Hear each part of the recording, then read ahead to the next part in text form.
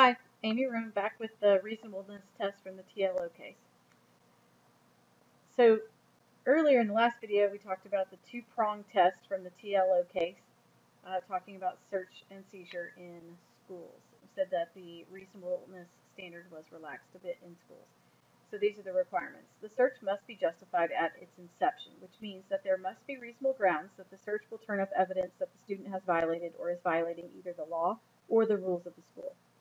Then, the search must be reasonably related in scope to the circumstances justifying the search. That means the measures adopted must be reasonably related to the objectives of the search and must not be excessively intrusive given the age and sex of the student and the nature of the infraction. So here's a perfect example. This is Safford Unified School District versus Reading. This is a 2009 Supreme Court case. In this case, there was a 13-year-old female student suspected of having ibuprofen. They took her to the office. She had her outer clothes and her backpack searched. So she had a pat down, and they searched her backpack. It was, I guess, pretty typical, certainly the backpack search. When no ibuprofen was found, they took her to another room, and she was strip searched by a female nurse. Strip search. They were looking for ibuprofen. No ibuprofen was found. Not that that matters, because the idea here is that she should never have been strip searched for ibuprofen. There's lack of danger of ibuprofen, especially the amount that they expected her to have. So the Supreme Court said this search was unreasonable. It is highly intrusive, especially given that she's a female student. She's age 13. And this happened at school. She was quite traumatized over the whole thing, as I guess anyone would expect. I'm really kind of shocked that this actually happened in a school. Now we're going to talk about three cases specifically dealing with search and seizure of cell phones in public schools. We have Clump versus Nazareth Area School District, Eastern District, Pennsylvania, 2006 case. JW versus DeSoto County School District, that's a Northern District, Mississippi, 2010 case. GC versus Owensboro Public Schools, that's a Sixth Circuit, Kentucky, 2013 case. So you might be wondering, what do Eastern District and Circuit and all that mean? So I have a map for you. Here's the map. This shows the 94 federal judicial districts in the United States. You can look at the different states. Let's say look at Texas, and you can see that some states like Texas are broken into separate divisions like northern, western, southern, eastern. Even Louisiana is broken out into western, middle, and eastern. Some states are not broken apart like Nevada, Utah, Arizona. Those are just based on the full state. Now those 94 federal judicial districts are organized into 12 regional circuits, each with a court of appeals. So what you have is a group of states that all fit together in one circuit. So Louisiana is in the 5th Circuit with Texas and Mississippi. The 6th Circuit is Michigan, Ohio, Kentucky, Tennessee. Then you have the big one over to the west, which is California, Nevada, Oregon, and so forth. That's a big district a big circuit over there. Now, how do they relate to each other? Well, when you're in the same circuit, when the federal courts are applying federal law in the same circuit, then that's what's called binding precedence or binding authority. So if a Northern District Texas case is happening, the judge applies federal law and it's a federal case, whatever his decision is binding over similar cases in the same district. So let's say you're in the Eastern District of Louisiana, you have a very similar fact pattern to whatever happened in the case in Northern District of Texas, then the Louisiana court must apply the same logic and law and reasoning when it decides its case as the Northern District of Texas did.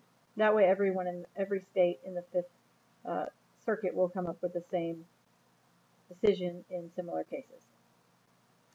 But let's say you're in California, you're in Eastern District of California, and you have a case that's very similar to the one that was in the Northern District of Texas. Those two courts do not have to come to the same decision. The California case, that court can look to the Texas court and see if it likes its reasoning, and maybe it can persuade them to have the same decision, but it is not binding on them. So you can end up with different decisions in different circuits, and that happens quite a lot.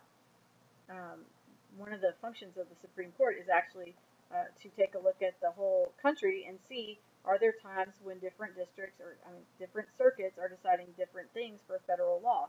Well, once you have the United States in different circuits deciding different applications of federal law, then the Supreme Court will step in and say, no, we're all one country. We need to be on the same page here. We can't have the 5th District and the 6th District doing something completely different from all the other districts. And we've seen that recently in Supreme Court cases.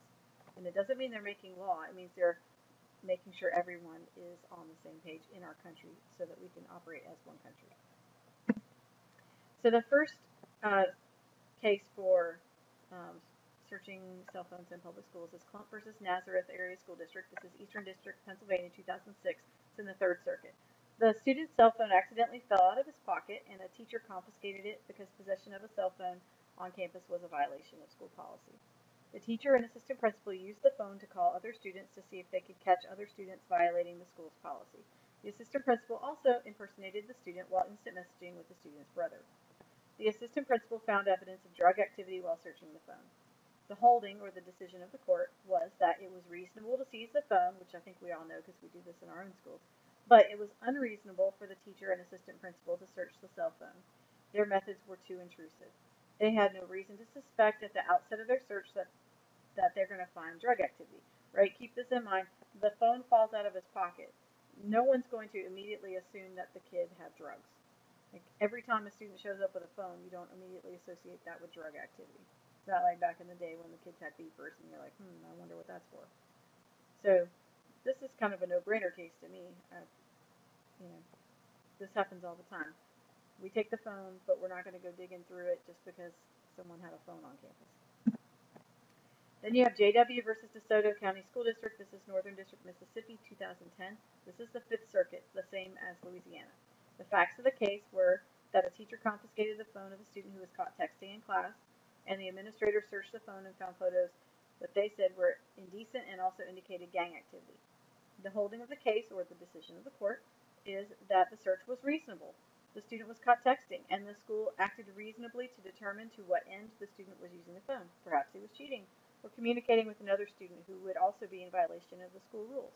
The court reasoned that a student who brought contraband to campus and used it in view of teachers should expect to have a diminished expectation of privacy in that contraband. So this case is a little different from the first case. The first case, in the Pennsylvania case, the student was not caught texting, just phone fell out of the pocket. This case, the student was texting. So maybe there's a distinction here between the student was not using the phone versus the student was using the phone. Certainly in this Mississippi case, it's easy to see where the teacher could say that, well, what about the kid? He could have been cheating because he was actually using his phone. So it seems like we have it all figured out, right? Well, here's GC versus Owensboro Public Schools, 6th Circuit, Kentucky, 2013 case. Here are the facts. A student with a history of disciplinary and mental health issues was caught texting in class in violation of school rules, and a teacher confiscated the phone. The principal read several texts to see if the student had an issue that he needed help with because the principal did not want the student to harm himself or others. The holding of the case, the court said, the search was unreasonable. The court said there was no indication that a search of the phone would reveal evidence of criminal activity, further violation of school rules, or potential harm to anyone else at school. The court said under our 2-part test, using a cell phone on school grounds does not automatically trigger an essentially unlimited right, enabling a school official to search any content stored on the phone that is not related either substantively or temporally to the infraction. So now, here we have a case where the kid was caught texting in class, but the school could not search the cell phone. So what does that mean? Does it matter that in this case the school officials just thought that the student was having some sort of mental health crisis and there was no need to search the phone for that? Whereas in the last case, in Mississippi, maybe the teacher thought the student was cheating. Seems pretty weak distinction. So what does that mean? It means that searching cell phones depends on the circumstances and apparently where you live. In the Eastern District of Pennsylvania, which is in the 3rd Circuit, it's reasonable to confiscate a phone, but you can't use the phone to try to catch other students violating the school ban on cell phones. 6th Circuit, getting caught texting does not necessarily mean the officials can search your phone, but in the Northern District of Mississippi in the 5th Circuit, where Louisiana is, blatantly texting in violation of school policy in front of the teacher diminishes a student's expectation of privacy in the phone being used. Certainly, if we're in Louisiana and a student is texting in violation of policy, it seems like the school would be able to search the phone. When they are inevitably sued and they go to court, then they would bring up this case and say, we believe that we were well within our rights following this case, and I assume that, as long as the court is following the same precedent that's been set up for them, then nothing should happen to the school. And here's the last case, Riley versus California, 2014 Supreme Court case. This is not a school case, but is a search and seizure case with a motorist that involved a cell phone. So this case is causing the school districts to take a hard look at their cell phone searching policies, but arguably they might not need to. I don't think this case has much to do with schools, but some people do, and so they're trying to get some information from this case and trying to use it to shape their cell phone searching policies. In a unanimous Supreme Court decision, the court held that cell phones are qualitatively and quantitatively different from other personal belongings that a person might have in their possession when being arrested, and that officers had to get a search warrant to search a cell phone. Typically, police officers can perform a search incident to arrest to make sure that the arrestee does not have weapons or evidence that he or she might destroy if not found immediately. Remember, a search incident to arrest is that pat down to check for weapons to make sure the person can't just do a quick draw and injure the police officer. It's all about officer safety. So searching a cell phone in this context clearly seems beyond what is reasonable to ensure the safety of the police officer. Right? They're looking for weapons. They're not going to say, let me check, make sure you don't have a knife or a gun, and let me check that cell phone too. Maybe you have a gun in there. That doesn't make any sense. So it's different from a school setting, right? In this case, the court seemed to indicate that the search of a cell phone is more intrusive than the search of a backpack or a purse. But remember, this is in context of stopping a motorist and doing that pat down to make sure the officer can stay safe. Schools are different. If you're searching the student's backpack or purse, at that point you really think that there is something that the student has that is causing other students to be unsafe for some reason. So if you're searching their cell phone, that's not overly intrusive. You must already think that there's something that the student has done to cause a safety issue for other students. But we'll have to wait and see if this case really has any bearing on cell phone searches in public schools. For now, I would say the teachers probably and administrators need to follow the case law that's in their district. And if they want to even be more conservative, then they should not search cell phones. They could always ask parents for consent because the parents typically pay the cell phone bills and pay for the phones, and so they would be the ones to be able to give consent. And if the school officials really truly believe that the safety of others are in jeopardy, then they should just call the police and have them handle it. Thank you.